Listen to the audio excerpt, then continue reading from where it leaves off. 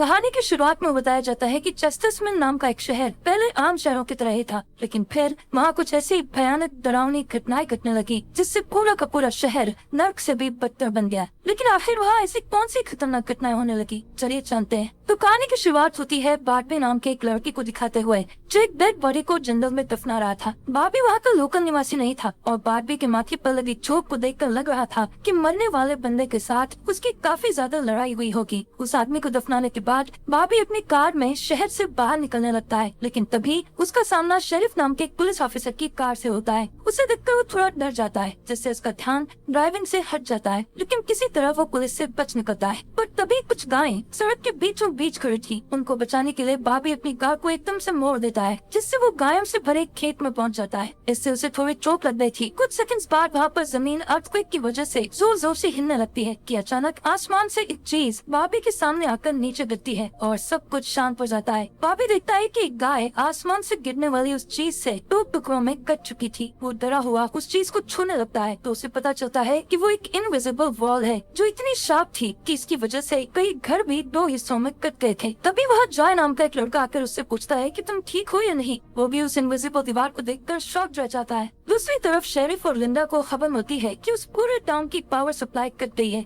Phone lines बंद हो गई हैं और इंटरनेट भी काम नहीं कर रहा है। यहाँ तक कि सारे सैटेलाइट कनेक्शंस भी काम करना बंद कर गए थे। तभी शहर के ऊपर से उड़ रहा एक प्लेन उस इनविजिबल वॉल से टकराकर क्रैश हो जाता है, जिसे देखकर लोग और भी ज्यादा घबरा गए थे। और ये बात कंफर्म हो जाती है कि ये सिर्फ एक इनविजिबल दीवार नहीं बल्कि एक राउंड शेप डोम यानी गुम्बद है जिसने आधे शहर को कवर कर लिया है। वहीं दूसरी साइड हम एक रेडियो स्टेशन पर फिल और उसके असिस्टेंट डोरी को देखते हैं जो सिग्नल लाने की कोशिश कर रहे थे। वो दोनों थोड़ा कंफ्यूज थे कि अचानक सिग्नल क्यों चला गया। यहाँ पर फिल को लगता है कि ये अच्छा मौका है उनकी रेडियो रेटिंग्स को हाई करने का, इसलिए वो दोनों सिग्नल को ठीक करने में लग जाते हैं। वहीं एक फायर ट्रक डोम की दूसरी तरफ से आ रहा था, जिसे देख बार्बी ट्रक वाले को इस इनविजिबल वॉल की तरफ इशारा करता हुआ उसे रुकवाकर क्रैश होने से बचा लेता है। थोड़ी देर बाद वहाँ इन्वेस्टिगेशन करने के लिए कुछ पुलिस वाले आते हैं, पर इस इनविजिबल डोम को समझना उनकी बस की बात नहीं थी। उसी समय वहाँ पर एक शहर का काउंसिलमैन जिसका नाम बिग जिम था वो भी पहुँच जाता है, लेकिन उसे भी इस डोम के बारे में कुछ भी समझ नहीं आता। यहाँ पर पुलिस को इन्फॉर्मेशन मिलती है कि उस शहर की तरफ आने वाले सभी रास्तों को बंद कर दिया गया है क्योंकि उस डोम की वजह से बहुत सारे एक्सीडेंट हो रहे हैं। इसके थोड़ी दूर घर पर जूनियर नाम का लड़का एनजी नाम की लड़की के साथ इंटीमेट हो रहा था। एनजी पेशे से नर्स थी और जो की बड़ी बहन भी थी। इंटीमेट होने के बाद जूनियर एनजी से कहता है कि मैं तुमसे बहुत प्यार करता हूँ, लेकिन एनजी उसे कहती है कि वो उसके लिए ऐसा कुछ फील नहीं करती। इससे जूनियर का दर्द डूब जाता है और उन दोनों में बहस होने लगती है। यहाँ पर उनकी बहस इतनी बढ़ जाती है कि एनजी उसे थप्पड़ मारकर वहाँ से चली जाती है। इसके बाद हम 3 लोगों की फैमिली को देखते हैं, जिसमें मदर कैरोलिन, एलिस और उन दोनों की बेटी नोरी उसी टाउन की तरफ जा रही थी। उन्हें इस बात की खबर नहीं थी कि डोम ने उस टाउन को कवर किया हुआ है। दूसरी तरफ हम जूलिया नाम की एक इन्वेस्टिगेटिव रिपोर्टर को देखते हैं जिसका चेस्टरस्मिन शहर में बहुत नाम था। एक दिन एक औरत उसे एक सीक्रेट खबर देने के लिए कॉल करती है। वो औरत उसे बताती है कि उसने उस वीक चेस्टरस्मिन में प्रोपेन से भरे 6 ट्रक को जाते हुए देखा है और उसके हिसाब से इतनी बड़ी क्वांटिटी में प्रोपेन जैसे फ्यूल का शहर में आना किसी खतरनाक प्लान का हिस्सा हो सकता है। जूलिया उस औरत को इस बारे में इन्वेस्टिगेशन करने का वादा करती है, पर वो अपने काम में ज्यादा बिजी होने के कारण उस पर ध्यान नहीं दे पाती। वहीं बिग जिम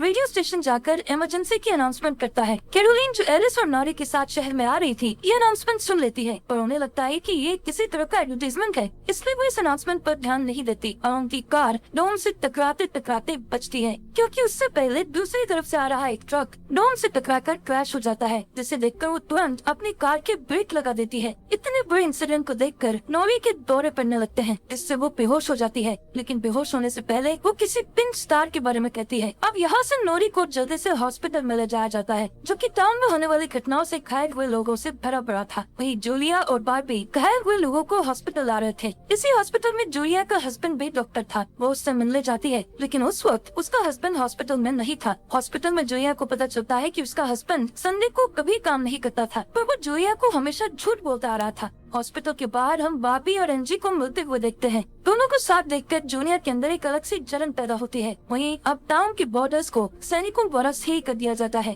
बहुत सारे साइंटिस्ट और एक्सपर्ट्स को भी इस अजीबोगरीब मुसीबत का असल कारण नहीं पता चलता। पर कुछ घंटों बाद बिग जिम प्रोपेन के बारे में बात करने के लिए शेरिफ से मिलता है। यहाँ पर उनकी बातों से हमें पता चलता है कि उनको इस डोम के बारे में पहले से थोड़ा बहुत पता था, पर वो इस पर खुलकर बात नहीं कर रहे थे। वहीं बॉबी को उस टाउन में एक दिन के लिए रुकना था, पर उसके पास ठहरने के लिए कोई जगह नहीं थी, इसलिए वो अपनी कार में ही रात बिताने का फैसला करता है। तभी जूनियर उसके पास आता है और उसे एंडी से दूर रहने को कहता है। धीरे धीरे उसकी बात धमकी में बदल जाती है। बॉबी हैरान होता है कि आखिर उसकी गलती क्या है। इसी बीच वहाँ जूली आ जाती है, जिससे वो झगड़ना बंद कर देते हैं। यहाँ से सीन शिफ्ट होता है और हम देखते हैं कि टाउन के ऐसे हालात से लापरवाह होकर एक जगह कुछ टीनेजर्स पार्टी कर रहे थे। इनमें जॉय भी था। जॉय एक लड़के से वहाँ के हालात पर बात करने लगता है, लेकिन अचानक जॉय को दौरा पड़ने लगता है और वो पिंक स्टार के बारे में बोलने लगता है, जैसे कि पहले नॉरी ने बोला था। वहीं जॉय की बहन एंजी घर पर अकेली होती है। तभी अचानक उसके घर में जूनियर घुसकर उसको किडनैप करके अपने फादर के टूटे फूटे शेल्टर में ले जाता है। यहाँ पर वो उसे बताता है कि मुझे पता है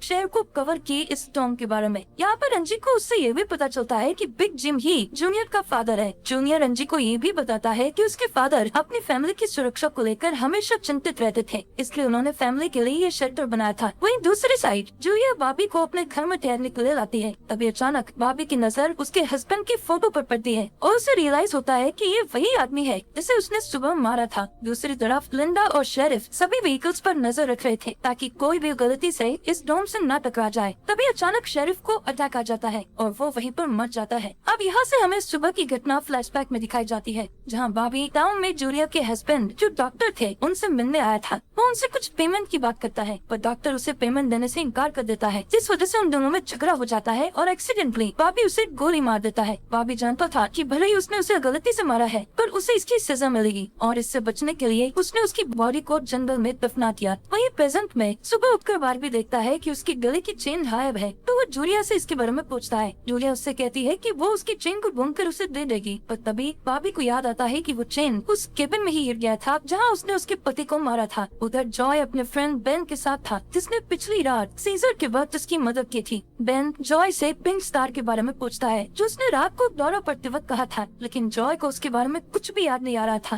वहीं रेडियो स्टेशन में डोरी एक स्पेशल डिवाइस की मदद से डोम के बाहर वाले लोगों से कांटेक्ट करने में सक्सेसफुल हो जाती है। वो सोल्जर्स को आपस में बात करते हुए सुन सकती थी, पर वो उनसे कुछ नहीं कहती। वहाँ सोल्जर्स भी कंफ्यूज थे कि आखिर ये इनविजिबल बॉय क्या है। दूसरी तरफ बिग जिम रेस्टोरेंट में बैठा ब्रेकफास्ट कर रहा होता है कि लिंडा वहाँ आकर उसे शेरिफ के मरने की खबर सुनाती है, जिससे वो लोग तुरंत बंकर में डेड बॉडीज को दफनाने वाले के पास जाते हैं, जिसका नाम लेस्टर था। उधर एंजी शेल्टर में किसी को मदद के लिए बुलाने की पूरी कोशिश करती है, पर वो कामयाब नहीं होती। तभी जॉय वहाँ आता है और उसे चेन के जरिए बेड से बांध देता है। वहीं बिग जिम लेस्टर को अपने साथ लेकर आता है, जो कि शेरिफ का ही दोस्त था। शेरिफ की मौत से वो बहुत दुखी और परेशान हो जाता है। जब लिंडा उनके आसपास नहीं होती, तब वो और बिग जिम पिछले महीने होने वाले प्रोपेन के इम्पोर्ट के बारे में बात करते हैं कि प्रोपेन के इम्पोर्ट में उन तीनों का ही हाथ था और उन्होंने टाउन वालों से ये बात छुपाई थी। शेरिफ की मौत से कंफर्म हो गया था कि वो उनके इन्वॉल्वमेंट के बारे में किसी को कुछ नहीं बता पाएगा, जो कि उनके लिए अच्छी खबर भी थी। उसी दिन बाद में लिंडा पुलिस स्टेशन आती है तो देखती है कि बिग जिम शेरिफ के ऑफिस में कुछ ढूंढ रहा है। लिंडा के पूछने पर जिम उसे कहता है कि वो वहाँ शेरिफ की वसीयत के पेपर्स ढूंढ रहा है, लेकिन असल में वो वहाँ प्रोपेन के इम्पोर्ट से जुड़े पेपर्स को ढूंढने आया था, जो उसे और लेस्टर को परेशानी में डाल सकते थे। वो तुरंत बाहर आकर शेरिफ को बताता है कि मुझे लगता है वो पेपर शेरिफ के घर में होंगे, जिन्हें लाने के लिए वो लेस्टर को तुरंत उसके घर भेजता है। इसी बीच जूलिया जल्दी से रेडियो स्टेशन पर टोडी के पास जाती है, जहाँ वो देखती है कि वो लोग डिवाइस के जरिए डोम के बाहर खड़े सैनिकों की बातचीत सुन सकते हैं। उनकी बात सुनने पर जूलिया को पता चलता है कि वो लोग जमीन खोदकर डोम को बाहर निकालने की कोशिश कर रहे हैं, पर वो इस काम में कामयाब नहीं हो पा रहे हैं। इसके बाद जूलिया रेडियो के जरिए पूरे टाउन में डोम वाली खबर को फैला देती है, जिससे लोगों में डर पैदा हो जाता है और लोग घबरा जाते हैं। वहीं जॉय और बेन बॉर्डर के पास साइंटिस्ट को अपना काम करते हुए देखते हैं। साइंटिस्ट ये देखते हैं कि डोम के ऊपर पानी का क्या असर होता है, पर उन्हें ज्यादा कुछ समझ नहीं आ रहा था, जिससे वो किसी नतीजे पर नहीं पहुंच पाते। वहीं जॉय देखता है कि ये डोम एक छलनी की तरह है। वो बेन से बताता है कि इस डोम में से बिल्कुल मामूली सा पानी आर पार जा सकता है।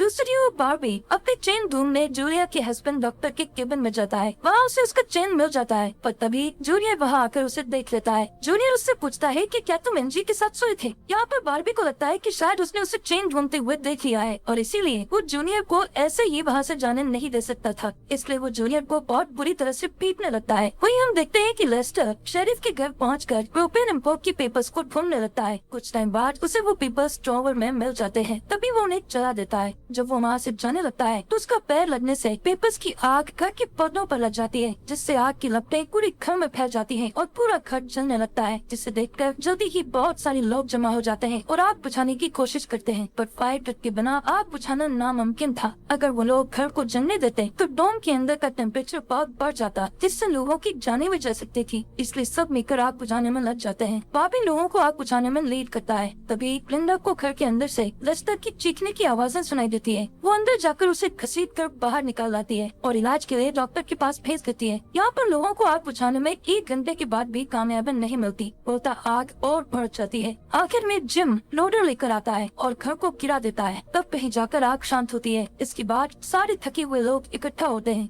उनमें से पॉल नाम का एक पुलिस वाला फ्रस्ट्रेट होकर कहता है कि हम सभी लोग इस डोम से कभी भी बाहर नहीं निकल पाएंगे, क्योंकि ये डोम आग से जो धुआं निकला है उसे बाहर नहीं निकलने दे रहा। वो कहता है कि हम सभी इस डोम के अंदर ही मरने वाले हैं। इतना कहता हुआ वो हवा में गोली चला देता है, जो कि डोम से टकराकर एक दूसरे पुलिस वाले को लग जाती है और वो तुरंत मर जाता है। यहाँ पर पॉल को अरेस्ट कर लिया जाता है। अंधेरा होने पर जॉय और उसके दोस्त स्केपिंग के लिए जाते हैं। तभी वहाँ पर नोरी जॉय के पास आकर उसे कहती है कि उसे अपना फोन चार्ज करना है। जॉय उसे अपने घर ले जाता है, क्योंकि उसके घर में जनरेटर था, जो कि उस टाउन के गिने चुने ग्रोह में ही था। उधर लिंडा पॉल को जेल लेकर आती है। वहाँ कुछ लोग पुलिस स्टेशन के बाहर प्रोटेस्ट कर रहे थे। असल में वो लोग पुलिस के घटिया सिस्टम का विरोध कर रहे थे। जिम उन सबको ये कहकर शांत करता है कि जरूरत पड़ने पर उन सबकी मदद की जाएगी। लॉकअप में बंद होने के बाद पॉल को हार्ट अटैक आ जाता है, जिससे लिंडा उसकी मदद के लिए दौड़कर अंदर जाती है, लेकिन तभी उसे पता चलता है कि पॉल सिर्फ अटैक आने की एक्टिंग कर रहा था। इसी मौके का फायदा उठाकर पॉल उसे धकेलकर उसे लॉकअप में बंद करके वहाँ से भाग जाता है। इधर बंकर में जूनियर फिर से एनजी के पास जाता है। एनजी समझ चुकी थी कि अगर उसे यहाँ से निकलना है तो उसे जूनियर को छोटे जाल में फंसाना पड़ेगा, इसीलिए वो उससे अपने बचपन की यादें साझा करती है, जब वो दोनों एक बंद टनल में जाया करते थे, और कहती है कि हो सकता है डोम का टनल पर कोई असर नहीं हुआ हो तो वो लोग बाहर जा सकते हैं। यहाँ पर एनजी सोचती है कि अब वो उसके प्यार की जाल में फंस गया है तो शायद वो उसे छोड़ दे, लेकिन ऐसा कुछ नहीं होता। जूनियर अकेले ही उस टनल में जाने का प्लान बनाता है। वहीं जिम जब पुलिस स्टेशन में आता है तो पॉल की जगह लिंडा को लॉकअप में बंद देखता है। वो तुरंत उसे लॉकअप से बाहर निकालता है। उन्हें पता चलता है कि पॉल अपने साथ एक राइफल और कुछ गोलियां लेकर गया है। लिंडा तुरंत उसकी तलाश में जंगल की ओर निकल जाती है, क्योंकि उसे पता था कि पॉल अक्सर शिकार करने जंगल की तरफ जाया करता था। वहीं जिम पॉल को पकड़ने के लिए एक टीम तैयार करता है। उधर रेस्टोरेंट में बैठी कैरोलिन को नोरी की फिक्र हो रही थी, क्योंकि वो पिछली रात अपनी दोनों मदर्स को बिना बताए जॉय के घर रुक गई थी। वहीं जिम लोगों से पॉल को तलाश करने के लिए उसकी टीम ज्वाइन करने को कहता है। वो बाबी से भी उनके साथ चलने को कहता है, क्योंकि वो आग बुझाने में अच्छा लीडर साबित हुआ था। इसके बाद वो लोग जंगल में जाने लगते हैं। रास्ते में बार्बी अपनी खूबियां दिखाता हुआ उनसे कहता है कि वो मिलिट्री में भी रह चुका है। वहीं दूसरी ओर जूलिया जूनियर को टनल की तरफ जाते हुए देखती है। वो उसे रोककर पूछती है कि वो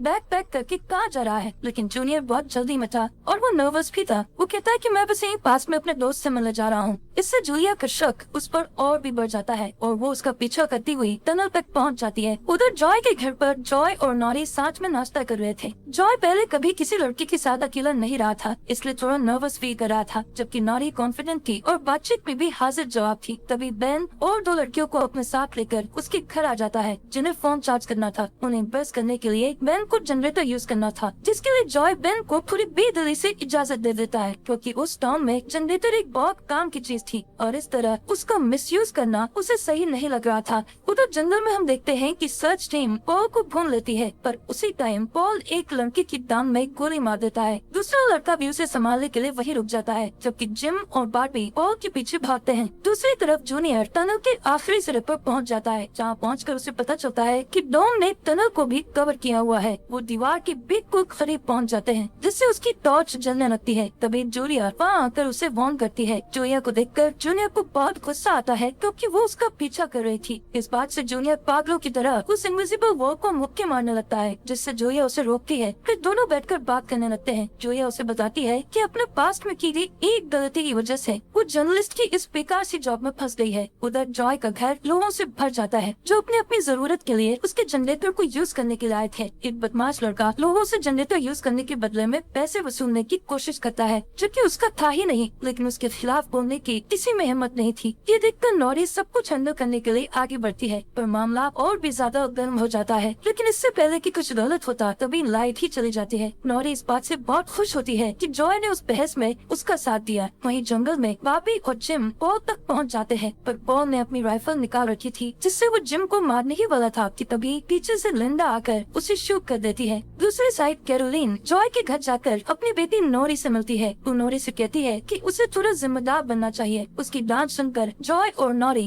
एक दूसरे का हाथ पकड़ लेते हैं, जिससे एक स्ट्रेंज स्पार्क पैदा होता है और उसी वक्त दोनों को दौरे पड़ने लगते हैं। वो दोनों एक साथ किसी पिंक स्टार के बारे में बात कर रहे थे। उधर जूनियर शेल्टर में एनजी के पास जाता है, लेकिन इस बार उसके हाथ में फर्स्ट एड गिफ्ट थी। एनजी उसके जख्मों पर मरहम पट्टी करती है और चुपके से सीजर अपने पास रख लेती है। वहीं हम देखते हैं कि जूलिया और बार्बी दिन भर की थकान के बाद वापस घर लौटते हैं, लेकिन जूलिया जूनियर की बातें सुनने के बाद से ही बार्बी पर शक करने लगी थी और जब बार्बी नहाने जाता है तो जूलिया उसका सामान चेक करने लगती है। दोस्तों, hit the subscribe and like button and don't forget to comment. और आपको ये अंडर द लोन सीरीज यहाँ तक कैसी लगी? इस सीरीज के नेक्स्ट एपिसोड लाए या नहीं, कमेंट बॉक्स में हमें जरूर बताएं।